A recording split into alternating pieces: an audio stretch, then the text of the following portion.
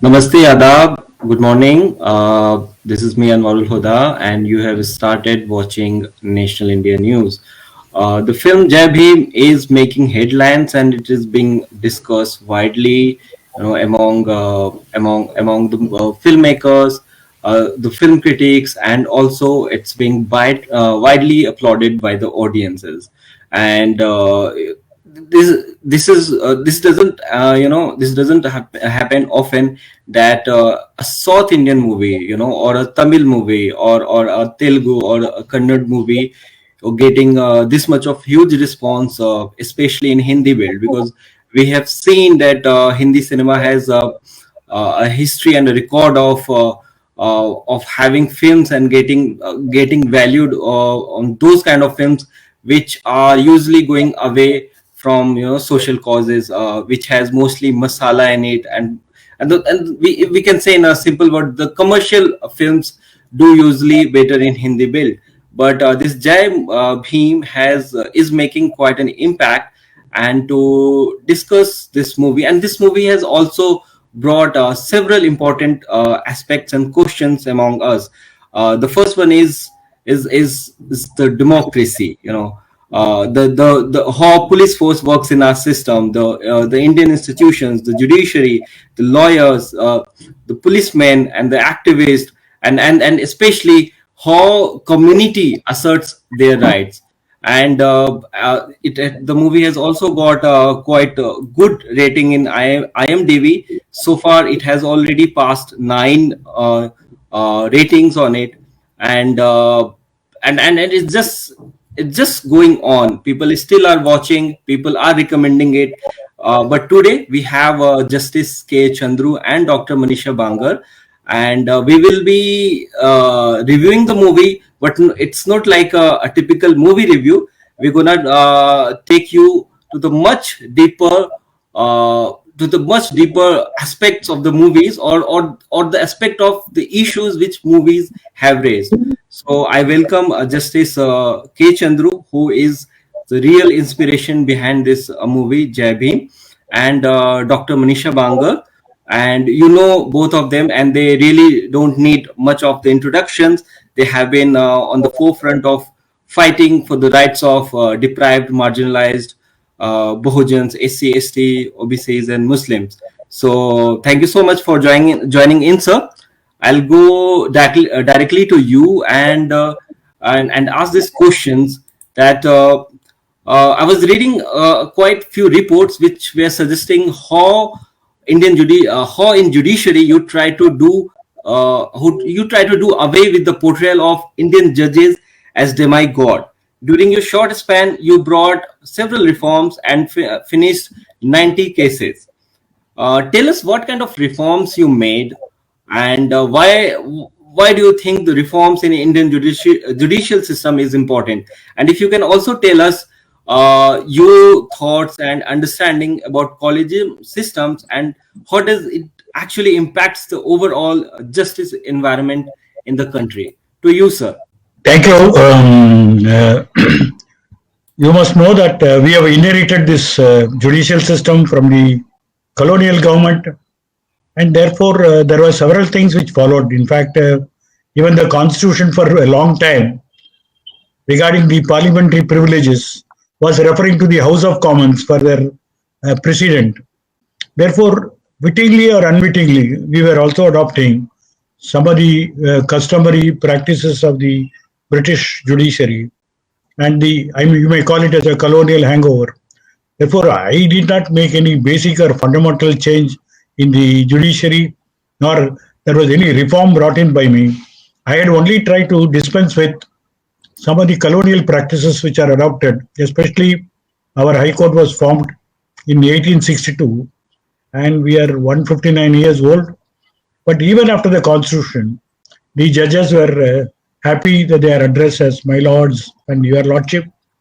Never understood that this is all a colonial jargon, and a high time in a independent government we should also have a new approach to such court languages. So the first thing I did was to stop lawyers addressing me as a my lord and things like that. I have also in Madras, we have a practice that yeah, an employee of the High Court used to carry a silver mace in front of a judge, shooing away the public who are standing on the road, on the verandas, and the judge will be going like a Noah's Ark amongst the crowd. And this is something which is deplorable in the sense there is one employee. We have sanctioned strength of 75 people, and that means 75 employees are used only for carrying the maze and coming back. It is not only it's a waste on a government like ours, it's also a pompous show where no eco is today practicing that. So I put the maze in the locker and no more maze bearers for me. These are all small changes, but ultimately the fundamental change is twofold. Does the litigant who approached the court is going to get the answer for his case within a time frame, which essence only means justice delayed is justice denied. If that is true, the justice system should work in a different mold. And the second thing is that the uh, the cases have been just admitted like nobody's business. In fact, when I took office, Madras High Court had 600,000 cases pending. Pending means it's called arrears, and India had 3.4 crores. Even today, the figures have gone up. Of course, there are some people who will say this is not our mistake. The past mistake can't be thrown onto the new judge. The point is, if you take the office seriously, do your work sincerely, and try to tell the people this is what we are all about. It is in that sense my disposal rates were increased. For that, I got to do some extra work. It's not our court timings are only about 5.5 hours, and we work only half a year in the like the American Supreme Court because we have too many holidays. Added to that, there are also lawyer strikes. So in a way, we do not work. We do not want to work, and in that sense, I had decided that we should put in extra efforts. Therefore, the amount of work which we did outside the court is more than the court timing. And that way we were able to do some disposal. The disposal doesn't mean people get justice. At least disposal means the litigant knows where he stands and he could understand his rights or the non-right, if any. So the overall system could not improve because everybody has to put in their effort. It's not one individual who can do this. I only established that in a period of less than 7 years, if a man can dispose of 96,000 cases, and if everybody chip in and put their effort, I think to a great extent we can manage the so-called arrears. It is one thing. Secondly, the appointment system. We were all only recruited much later in our life. By the time I became a judge, I was already 55 years old, only 7 years to perform. So the collegium system is another system where you do not have a proper representation given to all sections of the people. We are having a country which is pluralistic, which has got all religion, which has got different communities in the caste system. And does the judiciary represent these groups at the apex level, at the next higher level? That you find historically the underprivileged have been refused entry into the profession itself. Now you have enough people at the lawyering level, but do you have judges at the higher level? In fact, at least fortunately in Tamil Nadu, we have at the subordinate judiciary, call it a subordinate judiciary, we will only say district judiciary. We have a greater representation to the hitherto neglected sections, whereas in the High Court is not the same case. At least the representation in Tamil Nadu is little higher than other states. I am wondering why in the other parts of India such precedents or such practices not been followed. That's only because the voices raised against the misrepresentation or a non-representation are never heard to the policy makers, to the collegium. Collegium often acts like a old boys club. If two boys join, they take the third boy into the fold. And the system of appointment is also very secret. Nobody knows how a particular person is selected, how one person is not selected. Do they select competent people, or do they select people because of so many ifs and buts? It is in that sense when the government attempted to bring an amendment that was also struck down. I am also surprised when BJP, which made the amendment of National Judicial Appointments Committee, now when the court decided on a very thin margin, namely the appointment council did not have proper representation, they did not think of bringing an amendment to get over the judgment. On the other hand, I feel that BJP is also happy with the system because they could have many secret deals.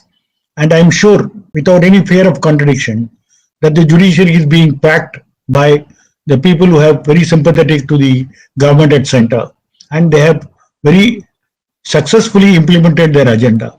And therefore, it's high time when you talk about judiciary and also the reform, you also talk about the appointment process also. All right. Thank you so much, sir. Just moving forward on the same same line, I would like to understand from you is that there was this mention of you that you have a certain earlier you have certain reservation about the Indian Constitution, but later you started you. I'm just trying to understand that how do you see the Indian Constitution and how much it actually influences a judge while delivering the justice, and still in the and then we would like to understand from you is that we don't see a lot of Ambedkarism in the film, and we see a lot of Marxism. So, giving the background of your own understanding of both the ideology, we would like to have your thoughts, sir. One thing you must understand is this question should be addressed to the director of the film. My role in the filmmaking is very limited, of suggesting the case and also introducing more details of the case and how the court operates. Maybe I might have, maybe I would have had some role in writing the court dialects, but actual picturization of what does this case stand for? If you see many of the write-ups that has come, serious write-ups, this question is posed as Marxism opposed to the Ambedkarism. This one question which always keep coming, but the protagonist lawyer who's happened to play the role I had played in the case, I do not think that it was going to show the protagonist lawyer's politics, because it only revolves around the one case conducted by me, not all the cases and my own role as a lawyer and later as a judge. If you ask me my role as a lawyer and a judge, I could have had many things to say on this issue. Since I am not the filmmaker, and how much the right mix it had, the Marxism and Ambedkarism, it only tried to show two things. My own evolution. I was a Marxist as a student, as a lawyer, and as a judge I can't have any politics, at least apparently. And my evolution as a judge, and later the decision which I have rendered on matters involving social justice, matters involving caste, religion, I was greatly influenced by the writings of Ambedkar, and I had no qualms about quoting Ambedkar in my judgment. Maybe I am one of the very few judges who have quoted extensively from Ambedkar's writing to arrive at a conclusion. I did not stop with that also. I also later compiled all my judgments relating to caste and religion, and the title of the book I gave, My Judgments in the Light of Ambedkar. One of the TV debates, they said, how could a judge write judgments in the light of Ambedkar? I said, let anybody have any other models for them. In my opinion, today, you can't decide matters of religion and caste without reading Ambedkar, without quoting Ambedkar. In that way, it's very clear. So this is something like a transition period, and the movie also brings out two things. One is that it is shown as the protagonist as the communist influence in the beginning, and later there's a dialogue by Surya. He says, why is that Ambedkar is not here? And that, I think in a movie you can't make it as a very so much of propaganda, in the sense. The success of this movie is it has a message for the people, larger sense. It is also has a message for a direction of the people to go, because in the end it talks about the literacy. The mother who comes in the beginning, the tribal woman, can't even sign, She puts her thumb impression in the court papers.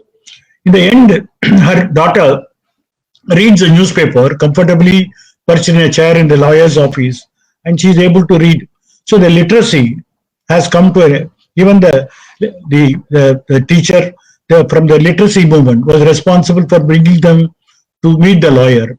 These are all highly symbolistic to say the quotation of Dr. Ambedkar that you learn, educate, agitate, and this comes out very well in the sense that the daughter becomes little more educated, and the people. In fact, there is a dialogue here. The Surya tells that woman after the end of the case that it is not just for your husband death. Such things should not happen in more. Therefore, we have a judgment. And we also see the people organizing themselves into an organization, holding a banner and placard, walking into the streets. People were originally shown as the catching rats and playing with snake and snake bites and having houses, no houses. Today demand the basic needs of a human being. So that organization and the procession of the people entering into a town from their remote areas is also a significant show where this literacy and later agitation are the only answer for the people to defend themselves. That is why the movie does not show a superhero in a lawyer and does not be get gloat over the fact or a jubilant about a court judgment in a habeas corpus case, getting few thousand rupees or few lakh rupees compensation. It has a wider message. One reason about the success of this case is that hitherto the movies were more on a different plane. This, for the first time, brought the life of the tribal people and their living habitat and their eating habitat and the problem faced by them at the police and how helpless they were, and they were able to find some solution. Some people ask, you are having a lot of illusion about judiciary. Nobody has any illusion, because if at all such incidents does not cease, it continue to multiply. Even as a judge, I had faced 3 times more than the lockup death cases. The only relief that we could think of, if there is a conscientious judge and a lawyer, they could get some relief. There are many people who ask me that is it not showing very an illusion of a judiciary. I said that if somebody wants water, they're thirsty, you give them a glass of water. You don't tell them there is a water project is on the offering, they should wait for the water. Therefore, the protagonist lawyer, the beginning says, I will use law as an instrument to get justice. He doesn't say that will be the end of the matter. If the law doesn't work, what should happen is also, there is enough message in this film. And this mix of Ambedkar and Marxism, as to speaking for myself, I will say, as a Marxist, my understanding or my perspective of understanding Ambedkar much higher than before. It is in that sense, I had evolved myself. But the protagonist has to say everything explicit, then it may not be a work of art. There are subtle things have been said in this film. All right, sir. So, Dr. Manisha Bangar, I'll just move to you and just continue the same question. You know, there's a lot of discussions going on around Marxism and Ambedkarites. You know, since the movie got released and people have started watching it. So, but while understanding the concept of social justice, how do you think that, you know, in both of the ideologies, social justice is deeply rooted, but when we see the Indian context, there's also a lot of difference between the European system and the Indian system as well. So how do you see, like, in Indian context, which of the ideologies, is managed to give the better, the is able to, like, deliver social justice in most fair ways, right? If I can, say that. Yes. Okay, I thought, this is, I would have really appreciated if this question was to be at the end of this session, but that's fair enough. I would like to touch upon just a few reactions of Ambedkarites that came up once the movie was released, and then there was a plethora of reviews that were written, and many views came forth. I guess not only on this movie, but overall. For the past 2 decades or so, and primarily for the past 1 decade, there's a lot of agency which has been taken over by Bahujans themselves in cinema making, in which earlier on their critique was that in the especially the Bollywood movies or Hindi movies or Kollywood, and also the very strong industries like Telugu cinema as well as Bengal cinema and some Bhojpuri cinema, they were pretty much dominated by a certain characterization of life which was very much against the ethics and the style of life that most of the Bahujans live.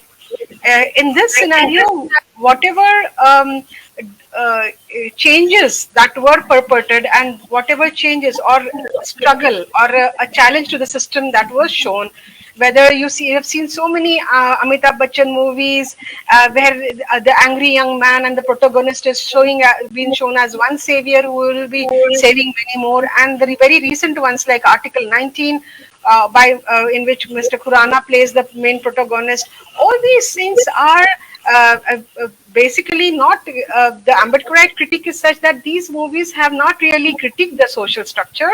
They have not critiqued the system which has led to the situation for the SC/ST, whether they are coal miners or whether they are on the streets or whether they are at the fringes of the society, as shown in Chakra or many more Hindi movies that we can speak about.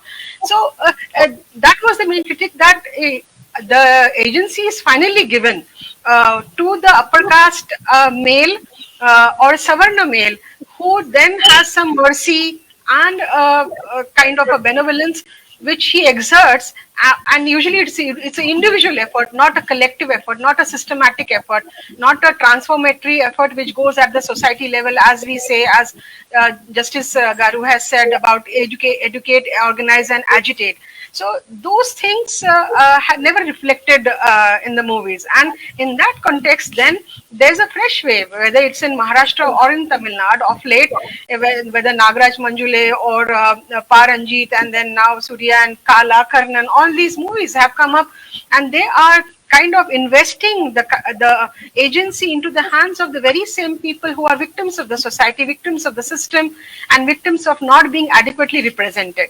So this is the critique which has come. As far as the movie is concerned, Ambedkarite camps have generally come up with, of course, Chandru sir has already addressed the thing about Ambedkarism versus Marxism, the way he looks at it. I kind of subscribe to what he said, but I would like to add one thing, is that the critique again was that the symbols which was shown were more of Marxism and Marxist symbols, rather than, though the name was given as Jai Bhim, the symbolism of Ambedkarism was not reflected. So these are a few critiques. One is the savior syndrome, and other is the symbolism and the ethics and the way of life, whether it has been depicted well or not. So these were the critics which have came. In this context, if I have to say something, I would say that the protagonist here becomes justice itself. The protagonist here becomes not the hero, but the fact that the community or the person, the protagonist's wife, the lady, she falling back upon constitution and the law which treats equality before law, if that is the preamble in the constitution. So falling back upon these structures in the scenario in which institutions have been totally mired and totally occupied by the same class and the caste of people who have been always dominating.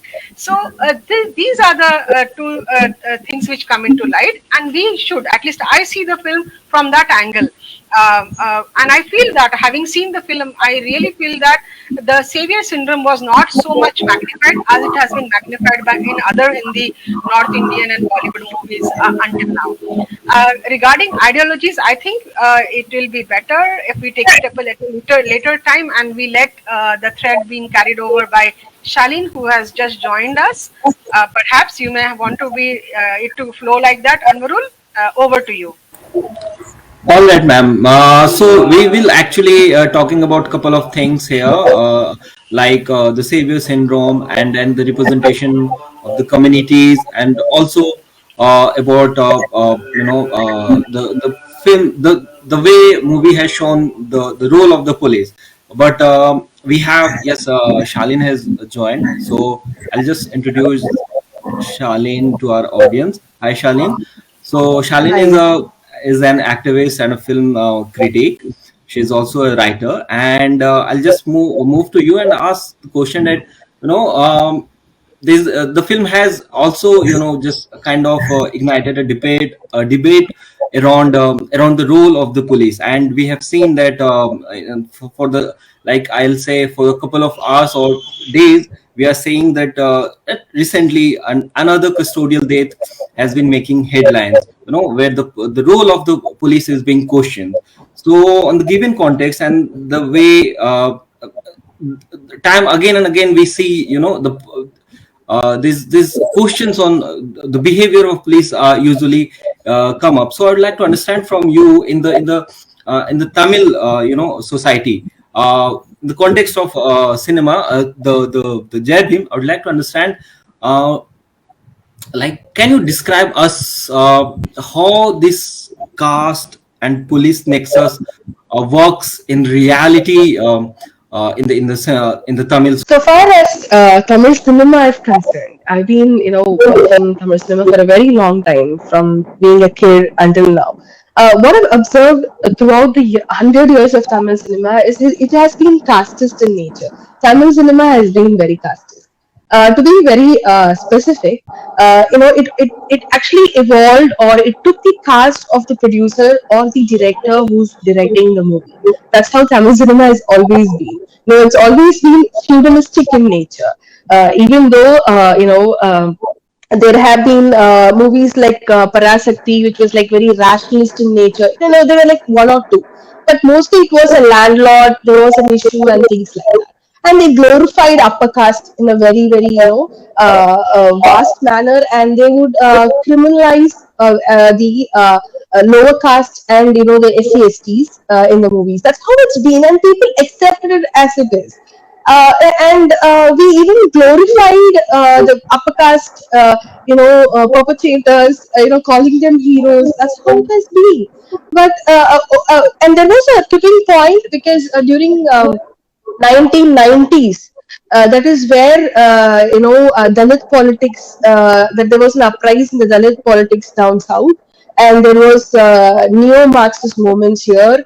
There were tribal movements. There were a lot of political movements gaining space, and at that point, there was too much of violence happening in the southern districts and the northern districts too. And there was a major involvement of police power in that, be it it is Korean Kulam or uh, Manjolai, wherever it is, where people, the working class people were involved. There is always a caste class intersectionality, right? So we also have to understand that. So wherever that was happening, there were dominant caste police officers who were in charge, who killed these people mercilessly, attacked their families, women, children.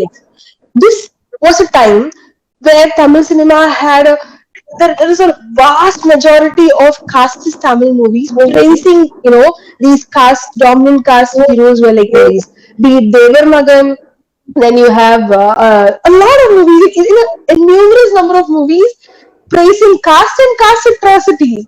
And me being a Dalit, I would just sit and, I would just clap for those songs. I would say, oh, this movie is really good. That's how they manipulated us. And then there was another stream of police movies, where they actually, praised police, glorified police heroes. And all these police would have, they would have these officers would be from dominant caste. They will also, deliberately, explicitly will show the caste of the police also. And these police person, there's this movie called Walter Vetrivel. There was a movie called Ididanta Police. There was a lot of police movies where, there's normal people will get trashed on the road. They'll be encountered, and we'll be, praising those movies.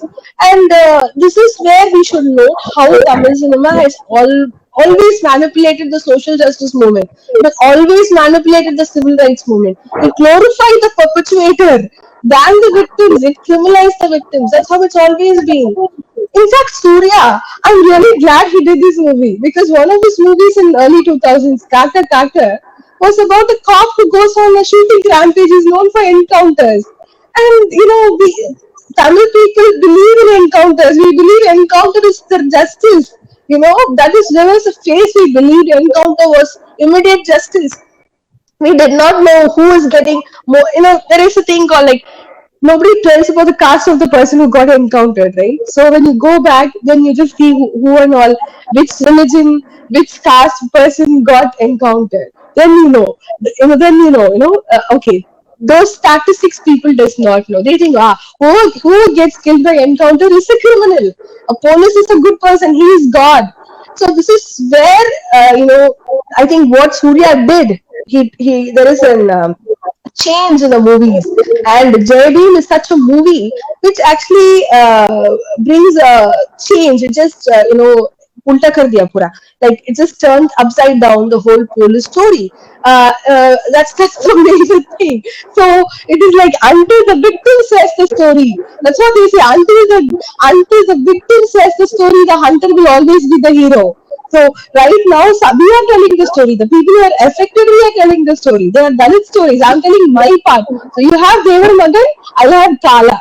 Okay, you have Chinna Gaundar, I will have something like Madras. I will speak Dalit politics, the right politics. So Tamil cinema has been whitewashed right now. It's been put in the laundry. It's been whitewashed. So the police here, I've been working with human rights organizations for the past 4 years, 5 years.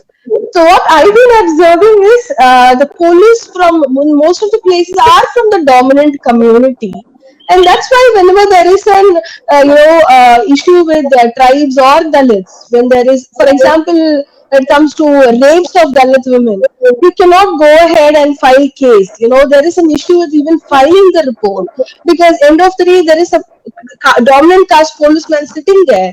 He's doing khap panchayat over there. He's sending me away. He's body shaming my woman. He says nobody can rape your daughter. She looks very ugly. This is what was said by a policeman who was taking care of Nandini's case. By the time he would have searched for Nandini for one single day, she would have, rescued alive. But Nandini was brutally murdered with a fetus inside her body. She was gang raped by Damyan Cosman because the police were negligent. So the police has always been a law enforcing agency. The police has always been in a caste Hindu. Even though the police, it may contain all diverse religion and caste people, the police as a single institution in Tamil Nadu has always been a caste Hindu, has always been in a caste Hindu mindset. We have to make a point. It has always followed the caste path and the Hindutva path. That's how they deal the cases also. That's how they see the cases. So when it comes to gender minorities, or when it comes to class minorities or marginalized people, and then when it comes to caste, people who are dominate, then the lowest strata of the caste system, the state goes against them. The state is the main perpetuator, and the police plays a wonderful nexus along with the state in being co-perpetuators. They just do what the state tells them to do. The state and the police are totally against women, Dalits, tribals, and Adivasis, and also the minority, the Muslim men. If you take Tamil Nadu, there were a lot of preventive, arrests happened. There are a lot of Muslim men. I don't know how I can take it. When Advani used to visit Tamil Nadu, a lot of Muslim men were, just like that, they were arrested as preventive measures.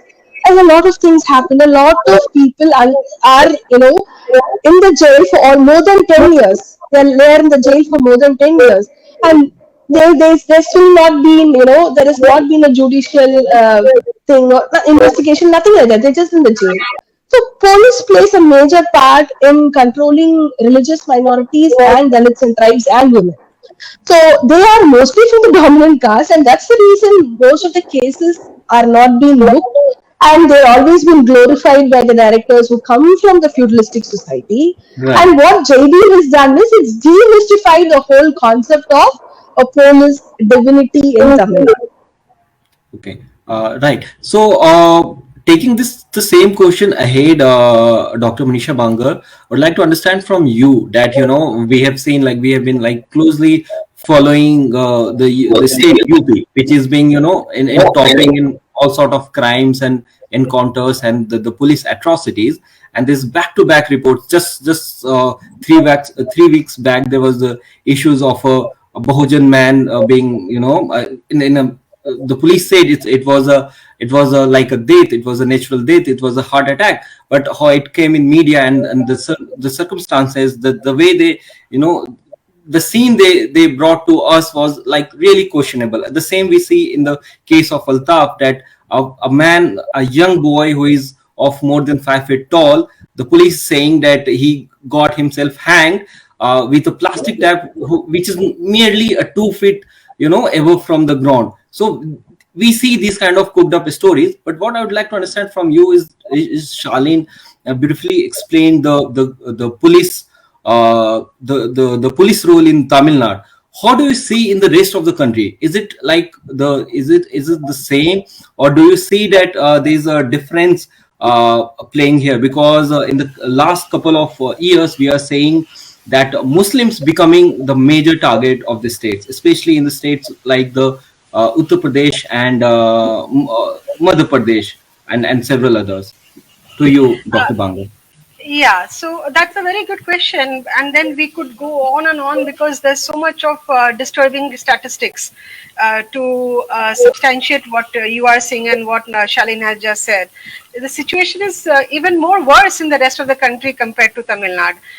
Tamil Nadu, at least there is some resistance, and then people, as she described about the emergence of Dalit politics, as well as other subjugated caste politics in various forms. At least this is something that I heard about a few days ago, that if at all somebody was to come and shame you on your caste, that person would not go alive from a Dalit basti, or rather he'll be some kind of a retaliation could be done. But that is not seen in northern India at all. It's a totally different scenario, very depressing scenario for that matter. Even in progressive states like Maharashtra, the things are not much different from the northern states as far as caste atrocities and police excesses are concerned. Some things are changing, but then the political dimensions and the political reconfigurations have a lot of bearing on how the police themselves enact out. If you have to just phrase it out, I might just say that the caste system itself um, comes into play through the police system. It's come to that level. The police execute the caste system, what it teaches them as independent societal persons. Once they get the uniform, they execute the caste system in totality. This is what is my opinion, and that's generally how it is. Now, and what I feel is that now I have many a times I have been invited to a police academy academies to give some training, whether as a doctor or as a resource person in the social political arena. I have gone, and they do have sessions for sensitizing, and rather talking about women sensitization, or sensitizing the police, or training them, especially the police trainees, the RPS academy trainees, for women, towards women issues and other social issues, especially pertaining to scheduled caste and scheduled tribes. Now, let me tell you that the police academies, there is no definite training which is given that they should not act according to the constitution. In fact, the training that is imparted to them or given is definitely in line with the constitutional ideals and the ideals of a progressive democratic society. It is after that, and I am not very sure about the junior policemen like inspectors and the constables, but I guess they do have a lot of structural trainings going on in which these matters, social matters, are taken up, and they are given the training in that way. But what I feel, what generally matters, speaking to friends and colleagues and people in the administration, what I feel is that wittingly or unwittingly, those who are in the higher echelons of the police services, as well as in the lower places or the other subordinate spaces, once they go into the society to act upon, then lot many other factors have a bearing on their actions. And here, it's their career, it's their the political pressure and the other nuances of social hierarchy, the way they have been brought up, and most of the households are being brought up in a caste structure, in a caste-driven structure. That is one thing. And also the most important background on which everything operates is that the representation in the police structure is mostly from the upper caste, upper class classes. If you take the example of UP, right after 2014, and ever since Mr. Yogi has become the CM, it's already in the media. It's been discussed everywhere that Thakurs have been packed in the police services. So you can imagine when a Hathras case happens, how it is deflected, how it was sabotaged, how justice itself was sabotaged from the step one. This is what it is. Whether you take the example of encounters, so it's basically the prejudices and the casteist nuances which get enacted themselves, which gets complicated, or rather covered by veneer, which is totally casteist in nature. So it's not a police, more than the police and political nexus. I would call it as a caste networks across the institutions, the democratic institutions, whether it is the police institution or the judicial institution, Right. or the media institution. So I would keep it like that. Right, right. Thank you, ma'am. Justice Chandru, I'll just move to you and just we'll try to just wrap up this segment. And I would like to understand from you that you being in the judiciary and delivering justice, like we have seen that majority of the under trials and the prisoners are from the SC, STs, OBC, and the religious minority groups. So how do you see it? Like when you while you were judge and the lawyer, and then right now you are into, you are a full-time activist for sure. And so how do you see this whole scenario while while in the court and while fighting a case? Yes.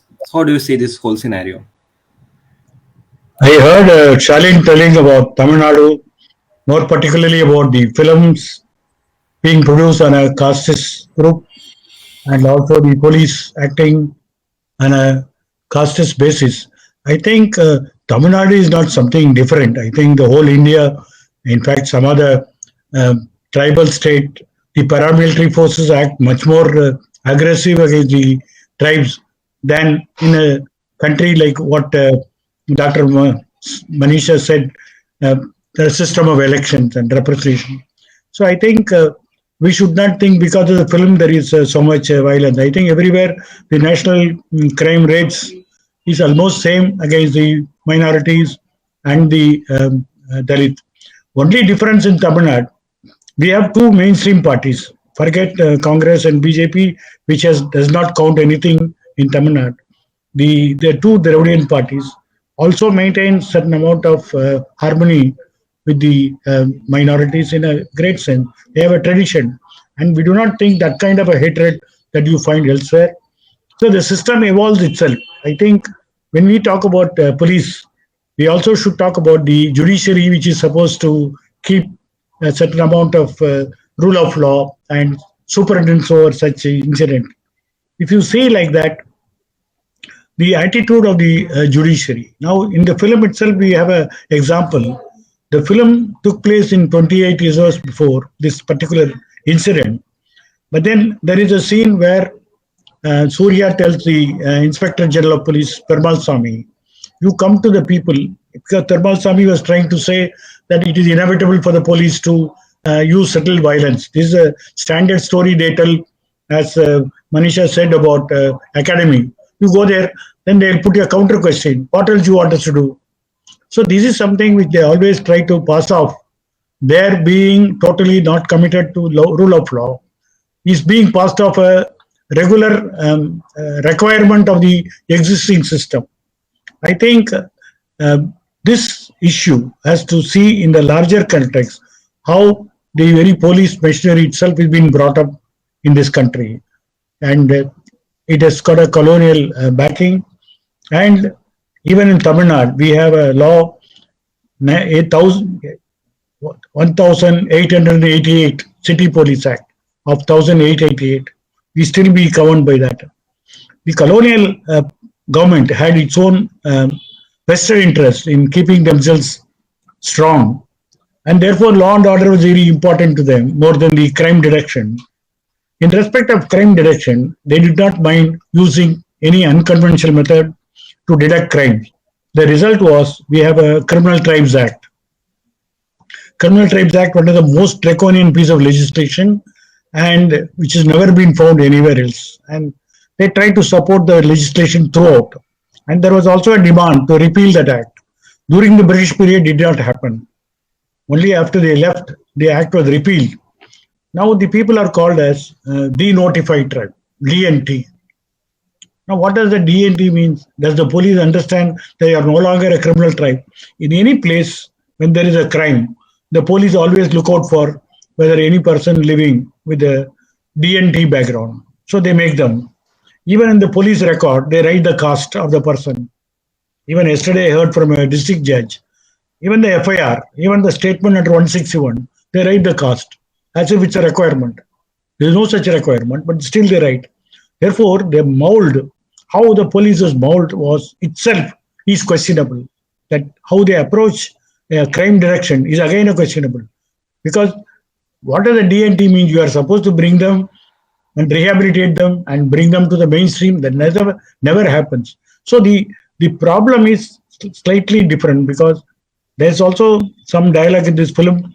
They have no shelter. They are not voters. They have no ration card under the PDS system.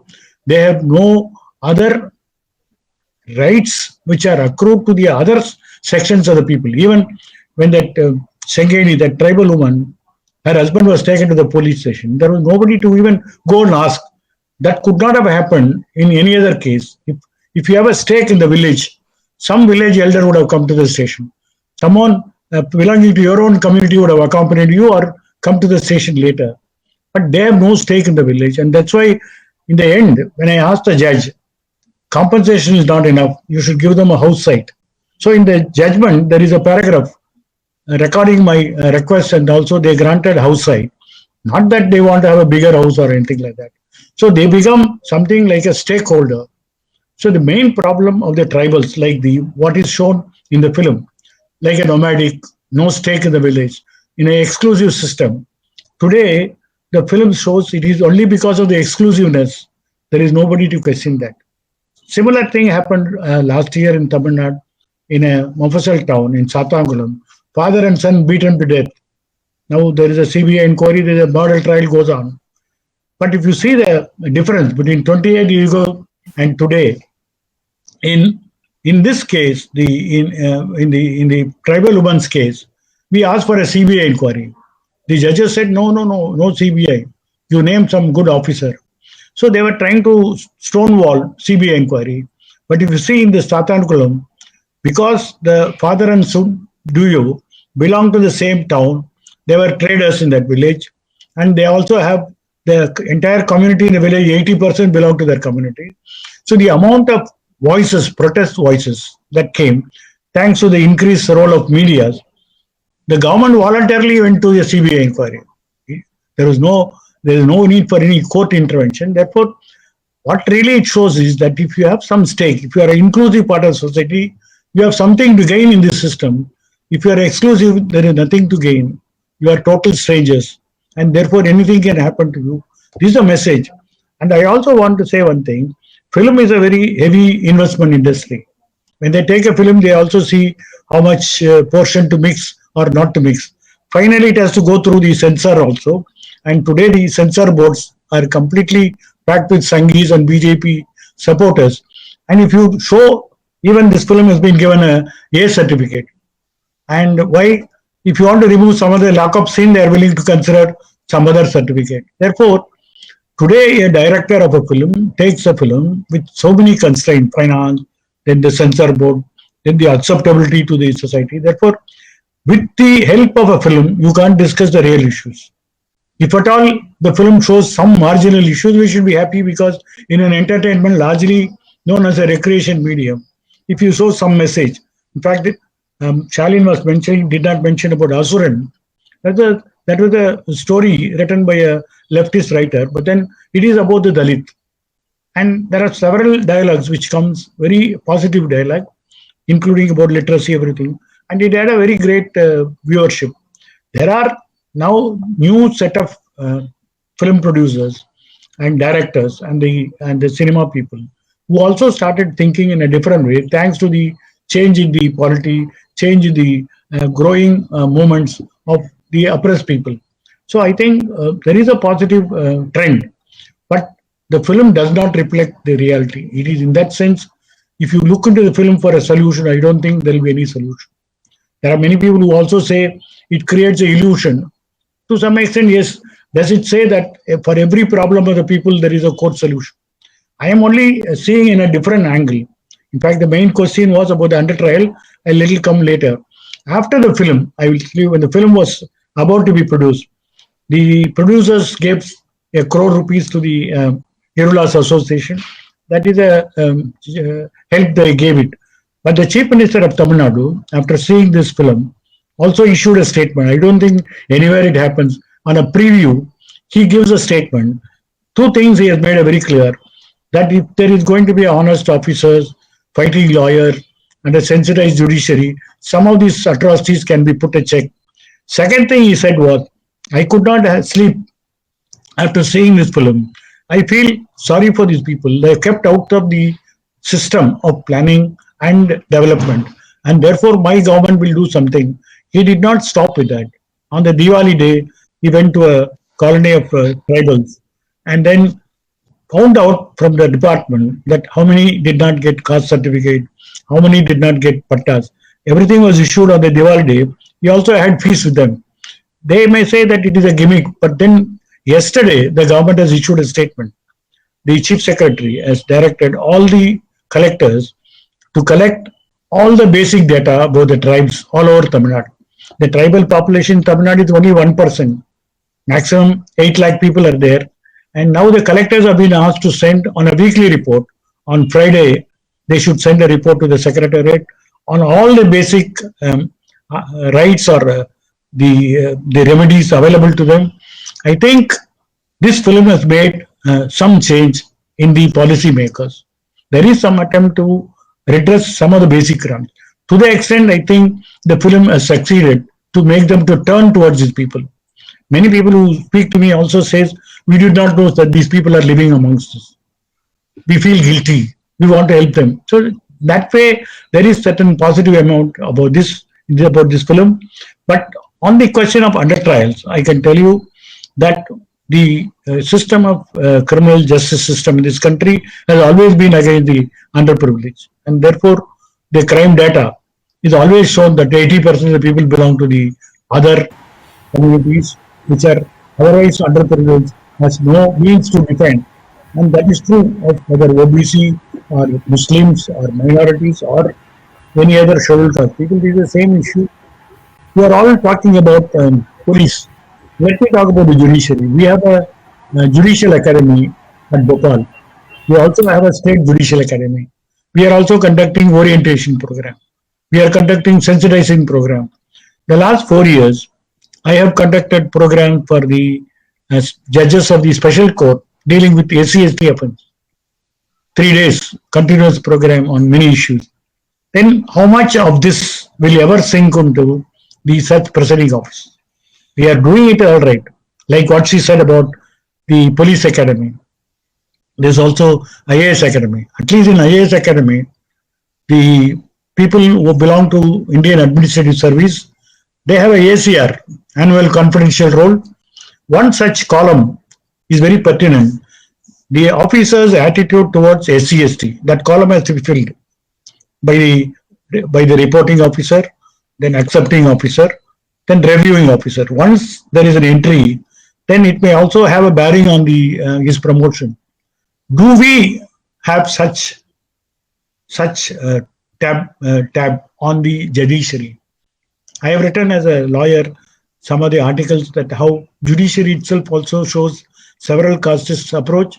I think these are all overall effort we are trying to bring in to bring them more sensitized. But then there's a long way to go. It requires a Right. fundamental change also. And until such thing that happens, I do not think any cosmetic change is going to help. So discussing the movie background and discussing the larger issue, there is always a gap because this movie can't change the world. Otherwise, one good film can change the whole society. I think it's only a beginning, and it only shows a new trend where the super actors are acting subdued actors. The director thinks on a larger issues of the society. It is not a crime thriller. It's a history of a whole community. I think this is a positive trend. That is what I see in this film. Beyond that, I do not look for with a magnified glass where it failed or where it gained. I think in Tamil Nadu, as Stalin was talking about Tamil Nadu, I can speak about Tamil Nadu. This film made the policy planners in future to look into the problems of these people. To that extent, I think it is on. But the message in the film is very clear that it is not one court judgment. It is the organization of the people which alone can bring some kind of a change. And they take to streets. They have a specific demands. I think that is a message which you should also take in a larger sense. Right, right. And continuing the same line about the movie, where it just as Chandru is saying that it will is gonna impact the governance, the policy. So, but I'd like to understand from you that previous day we were having this conversation about the regional cinema and the mainstream, which we say like the Bollywood cinema. And in Bollywood cinema, we have also seen like say like a lot of movies are made on on the issues. We have seen like in the 70s, 80s, there are a lot of movies which were made on issues about the marginalized, deprived, but and all those movies they have this kind of always there's a hero who comes up when he knows about this. We got the understanding about the social problem, the caste, and the social justice. He becomes the hero, he becomes the savior, and he just ensured justice to the oppressed, to the marginalized. In Jai Bhim, we also see that though it talks about larger issues and it is inclusive, where it talks about a lot of institutions. Despite of that, we see that the savior syndrome is still there. There is still one man, army is being seen and somehow shadowing the institutions. So I'd like to understand from you is that how much and institutions, democratic, the importance of democratic institutions versus this one man thing. How much this one man syndrome, yeah, savior syndrome affects the overall system and the mentality of people. And also I'd like to give an example, not very back. Yeah. So Yes, yes. So when we see like this, there was yeah, this please go case ahead. of You were saying encounter. something. Yes, yes. There was this case of encounter, and what Charlene mentioned that there was this case of encounter, and we see that people were showering flour on those police officers. We don't know what happened after that, and we don't even know that the police who have encountered, like killed those people, were actually the accused, like where they were, the villains or perpetrators, but we don't know. So I would like to understand from you this one man savior syndrome versus this institution thing. To you, Dr. Banga. Yeah, so I feel that this particular savior, one man hero, one man army kind of a thing is specifically benefits the liberal Savarna class of people, because it kind of shows them as being the benefactor of the people. Whether you see Dabang movie or or even Sholay, that was such a twisted, it's such a mega hit, and I found it to be very feudal and patriarchal and very casteist in its approach, where the Thakur of the village, along with two stooges from the possibly from the backward community, goes and pitches himself against the Chambal Kaghati ke dacoits, who were no other than the marginalized and pulverized people who had to resort to arms to get their own justice in their own hands. So, this twisted interpretations and magnifications and eulogizations of saviors has been a perpetual pattern in the Indian film industry of various regional bases or the Hindi base. And that has definitely been there. And coming to the particularly this humanization or civilized depiction of forces, especially the police force, has been taken over by the over glorification, over eulogization, and showing them, so that it was actually manufacturing a consent from the people themselves that these people are basically your saviors, whereas the ground reality was totally different. Even when you see Bandit Queen or any of the instances right now in Haryana, when it happened that the father and the daughter went to approach the police station, and he was himself shamed and he was killed. Same with the other case which happened in Kasganj, and many more cases which happened in UP and Bihar of late. The Sengar case which happened so all these cases are very much there, and we see the institutional people being shown the ground reality is their brutality, whereas they are shown as saviors. So whether through popular media or the institutionalization, either way, the liberal Savarna class or the retrograde Savarna class, it benefits from both the things. Now, it's so funny actually that the caste system or the social hierarchical system and the depression as well as pulverization of these marginalized people is occurring within a religious and a caste context. But then, and the dominant class is the same. But it's so funny and so hilarious that the same people are shown ki problem भी हमारे वजह से है तो हम ही उसको सुलझाएंगे. The problem is because of them. It is because of their casteism and patriarchal structure. But then who is going to deliver? Not the victims themselves, but it is the savior who is going to emanate, who is going to come up. This is a very classic Gandhian approach. It's a very classic Nehruvian Gandhian approach. That is how it is. And what is the second part of the question that you were asking me to address, Anurul? Can you please come up with it?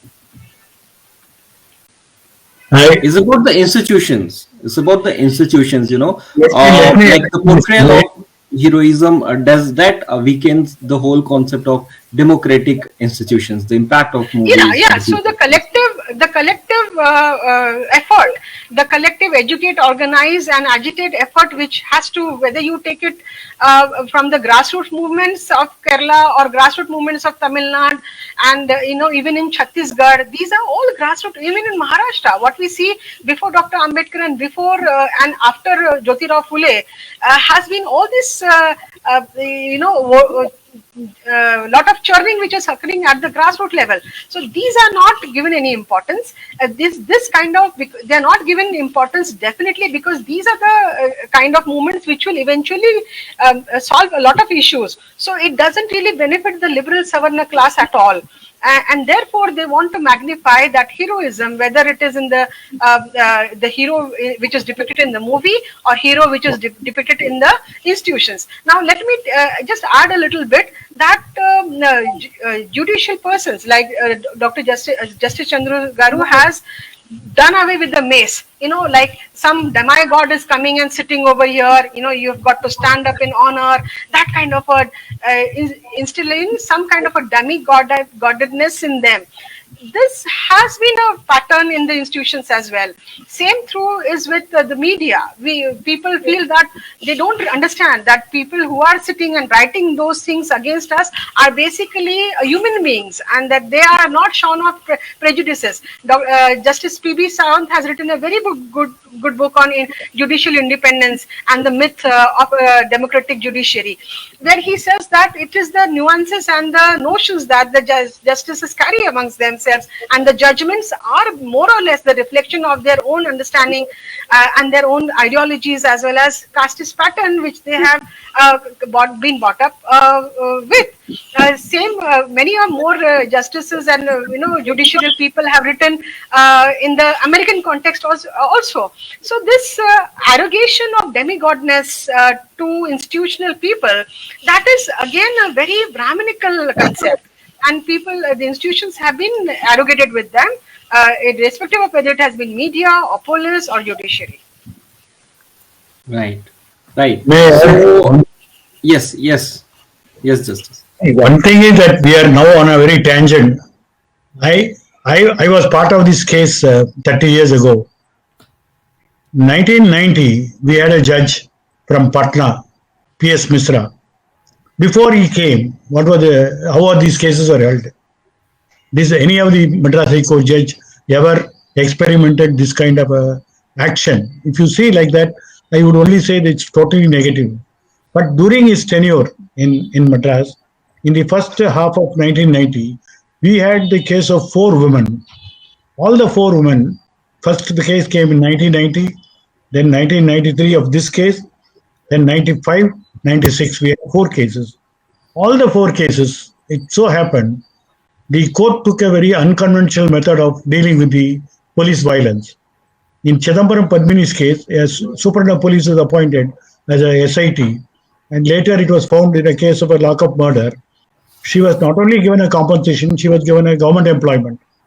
Then this tribal woman's case, she was given a compensation at a house site, and all the policemen were tried in a regular murder trial, and they went for a life sentence. That's second case. Third case, similar thing happened. Fourth case, an IG of police was appointed to inquire. So the court adopted new methods to find out police violence.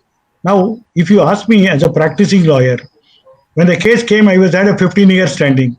But I have never seen a judge like Misra, who came from Patna. Therefore, a judge can give a new direction.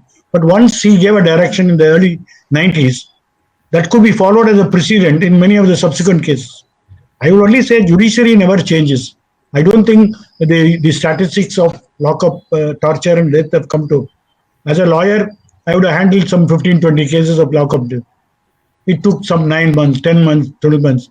When I became a judge, what was the statistic? It is 3 times more. The matters did not end. But what did I do? I can finish these cases in 3 weeks' time. Most of my cases that come before me relating to lockup, torture or a third-degree method, I had finished almost all these cases in 3 months. The compensation was given here about 2.5 lakhs. I used to give some 10 lakhs commensurate with the inflation. Therefore, as a judge, I cannot change the system. The system is there.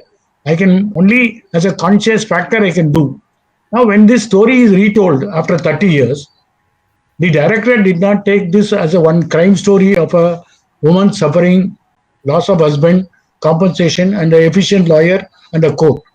He did not end with that. In fact, there are 2 things that are added into the story. One, what a lawyer can play a role in the court. Maybe a limited role, but his role is shown as a very subdued role, not as a hero role or a superhero role. Secondly, the larger canvas. How does this community live? Where do they live? What is their overall problem? I think first time in a mainstream movie, these things have been shown where lakhs of people all over the world are watching this and had an appreciation to not only the movie, they also start feeling what they could do as an individual or as a group. I have a number of groups writing to me, right. Please tell us what we can do. It's not charity. It's never a charity. I think it has really shaken them from their slumber. I think to the extent we should praise the film, our discussion can always be there after 30 years. What do I do? As a judge, what do I do? That's a different issue because I do not think the judiciary can change the system nor bring a revolution from courts. That everybody knew the limitation. And therefore, when a director who's totally unconnected with all this, when he thinks of this story as a nucleus and expands it to a larger canvas, I think I appreciate the director. He doesn't have any other agenda other than this. to show to the larger audience the plight of these people, not as a showcase. Even somebody wrote atrocity porn. Any jargon can be used because people never seen this film, and the glory of the film really making them very jealous, very petty jealousy. But I feel when we always see, like Shalin said, we have seen only lousy film, and we see something, some change. The only thing is to see is whether change is a pattern. I think in Tamil Nadu, I don't know about other Right. films, I don't know the language. Tamil Nadu, there is a pattern. Now, the first time the oppressed people are coming to the main stage. I think I am happy about this.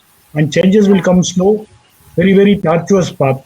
It is not any remedy by a instant remedies are not there. I think it is definitely as an art form is undergoing change and sending the larger message. Art is also for people's sake. I think that is how this movie has to be seen. That's my opinion. I totally agree with. I want to add Justice, something to that, I Manisha ji. Ju- okay. just Just a Yeah, moment. but it's an intersection between what Justice Chandru said and what you told. There is a common point where I would like to address because I'm a part of the North Madras community. So North Madras, indigenous people of North Madras, they live as a tribe themselves in the first place. But what happened is they are very much victims of the state and the police because every person living in a North Madras, even a 2-year-old child, is considered a criminal by the civil society.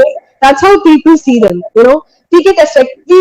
You will be unwantedly jailed. There'll be a drug case on you. There'll be a rape case on you. People will encounter you. There'll be nobody to ask about you. That's how the people of North Madras, the marginalized working class community, has been treated. But what happened? As you said, judiciary has always been Brahminical in nature that we have to accept. I'm not saying no about it. That is the truth. And there has always been cases, and there's always been a prejudice, on the part of the judiciary when it came to these set of people, especially the Dalits. And what happened was, when these people were getting arrested on a regular basis, at one point, by the end of 80s, everybody went and did their laws. Now, if you come into North Madras, everybody is a lawyer. First, they used to say North Madras is full of rowdies. There used to be so many, each and every home is a home of a rowdy. Now you see, every house has a lawyer. See, this is where, I went and asked them, what made you study law? Then they told me, Baba Sahib studied law because he wanted to fight his own fights. He wanted to, lead his own fights. We want to lead our own fights. So we became lawyers. So we want to be barristers, and we want to be leaders, and we know the pain more, and only we know our perspective better. So a lot of women and men have become lawyers. Right now, the court, the used to say Chennai High Court used to be full of rangacharis, charis. People will only give case to people with namam. That is the truth. People, even the Dalits, even if I have a case, I will only go and trust a person who has a namam and a kurmi. That's how we thought that they are more meritorious by law, meritorious in law. But what happens now is the court is filled with scheduled caste lawyers. Even the bar council has a leader, has a president who's from the scheduled caste community. That's how things have changed. Now people can't go and arrest someone just out of the blue, out of my Madras area. They can't do that. So that's where civil rights and judiciary, that's what civil rights and people from the same civil, society, they should be into law. They should be advocates for their own, ideologies and goals, so that what you said will get erased slowly. So there is this. What you're saying is that the Brahminical court will become a more inclusive court. That's why we need more lawyers, and we need more lawyer community which is more inclusive, not just from a particular community which had privileges in the first place, but from anybody who has fought from the lowest class of the society to come to this Surely, place, because surely. they know the pain more. Yeah. So I will actually give an example. As you said, the North Madras thing. I was born and brought up in North Nagpur, and the North Nagpur, especially Indora area, was considered the same way as you're talking about North Madras. And then, however, the social churning happened in such a way, especially the influence of Dr. Ambedkar. Mostly, it was a SC/ST Basti, and then at the fringes were Muslims and Sikhs and Christians who were converted from scheduled caste into these religions. So it was pretty much a very Bahujan Basti, the entire North Nagpur area.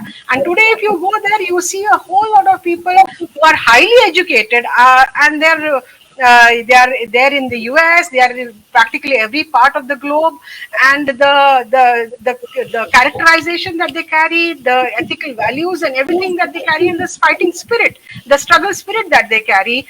If at all Nagpur and Diksha Bhumi and many more, the entire world knows about it, is because of this particular spirit of democracy which is residing in the hearts and the people, youngsters who have been born and brought up in this area, and they're now in different parts of the country and the world. So that is a little analogy that I gave you right now, and I totally agree with Justice Saab that that the impact of popular cinema or any of this popular literature also, whether it is a cinema or a book, how much of it will be taken up by the society, all these positive implications and positive reflections that Justice Saab is talking about is his own personal experiences, and many more are also resonating with the same thing.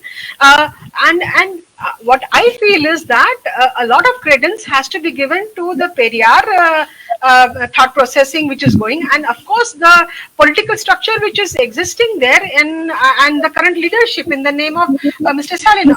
We saw the similar thing in earlier with Chief Minister Karunanidhi Garu in the same manner.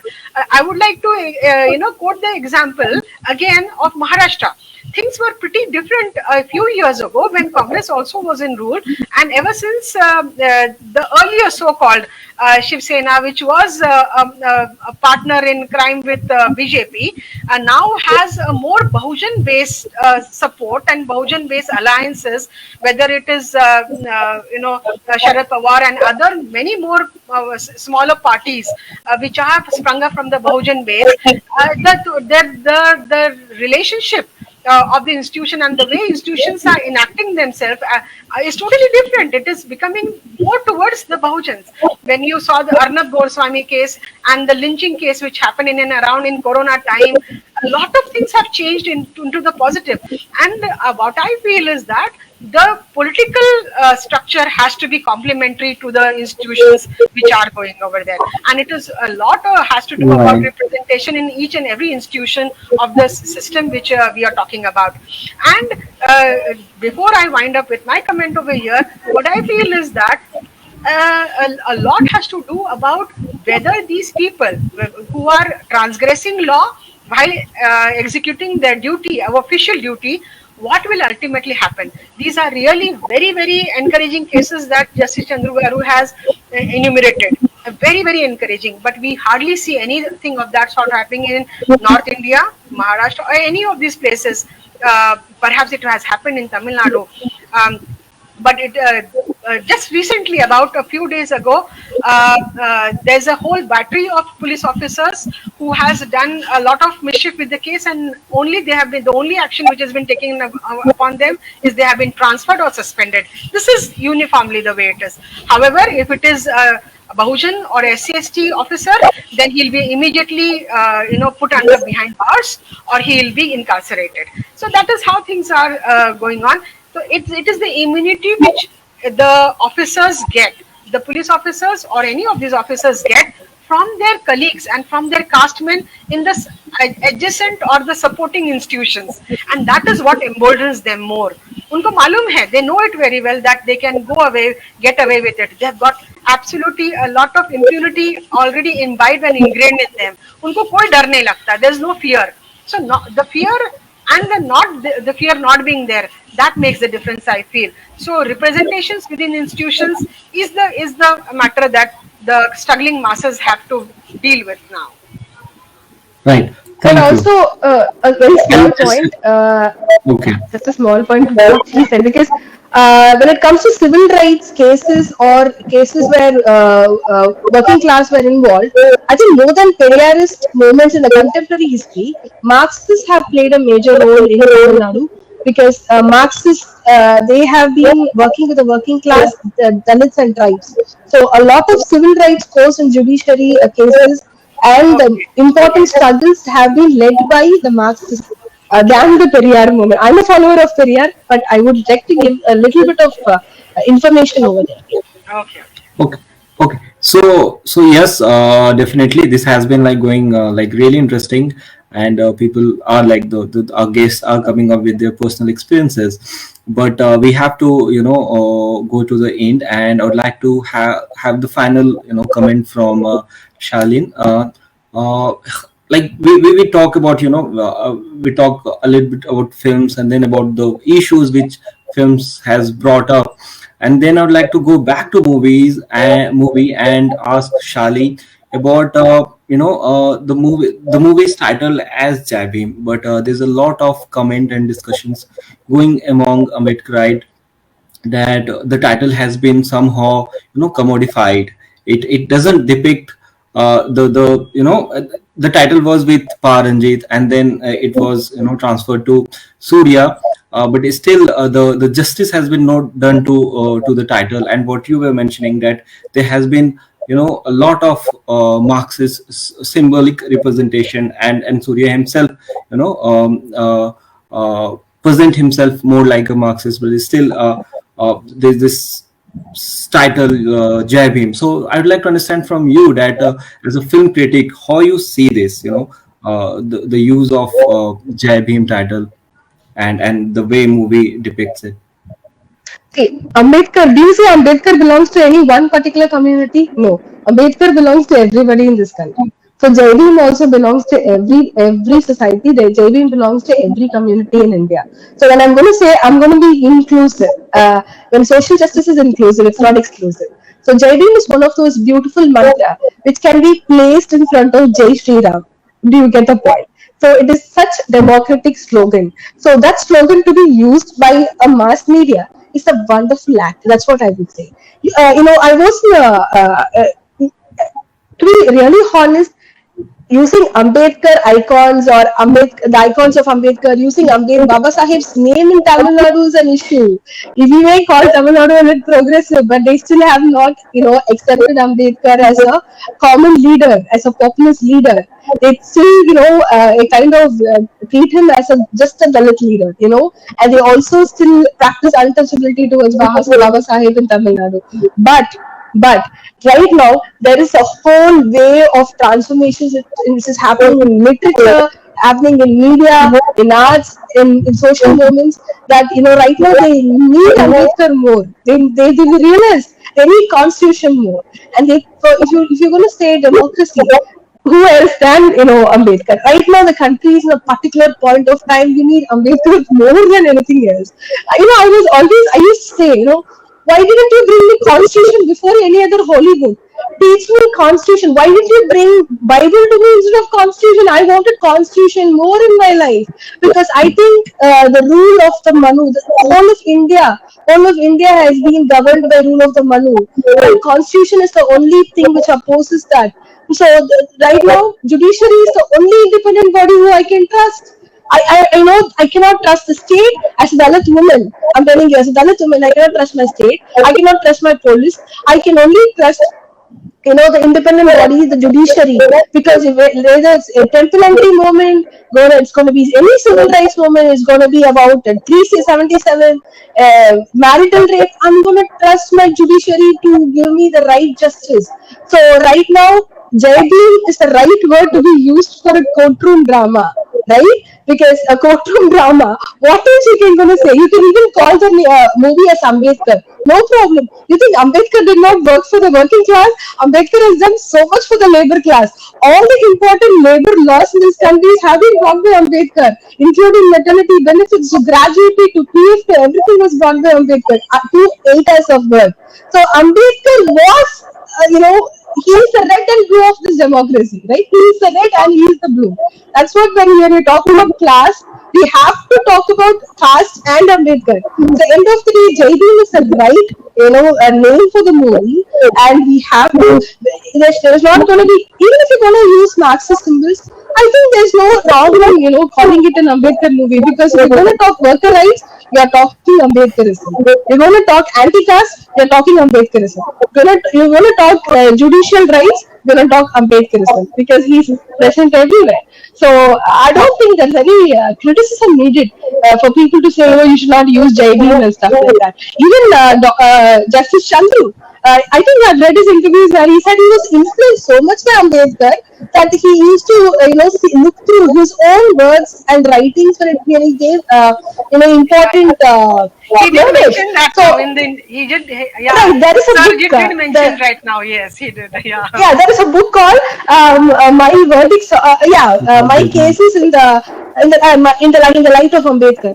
You need to have Ambedkar glasses. What else you need? So irrespective of whatever caste you are, I don't care. If you're going to look through the eyes of Ambedkar, I think that is what is called social justice. And any institution, just hanging the photo of Ambedkar in a police station or court is not enough. You have to have the teachings of Ambedkar embedded in your heart so that you execute it in whatever you do. That is more important. So I think Jai Bhim, I think they vernaculized the term throughout Tamil Nadu. There are people who used to criticize, and I used to say Jai Bhim, they used to, make fun of me. They used to call me, you're like an anti, you're an Naxal, you're saying Jai Bhim. Progressive people used to say that I'm a very bad person for saying Jai Bhim.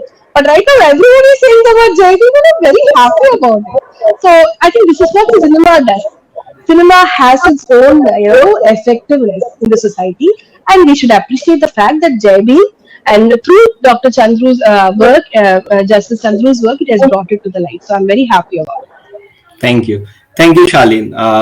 It has been like really personally for me. It's been really wonderful to have this conversation with Justice Chandru, Shalin, and Dr. Banga. So, but we have been like just past our pre-decided time, and for now we have to wind up. But I really want to thank you, Justice Chandru, for for giving us the time and talking extensively about the works and also about the movies, and answering the questions in the way that which needs to in a more like a guiding light to our audience, because our audience is like, what we do is we just don't go around and discuss a film or something like that, but we always want to get deeper into the issues and talk more about the Bahujan rights, Bahujan cause, and we exactly try to do in this not so film review thing.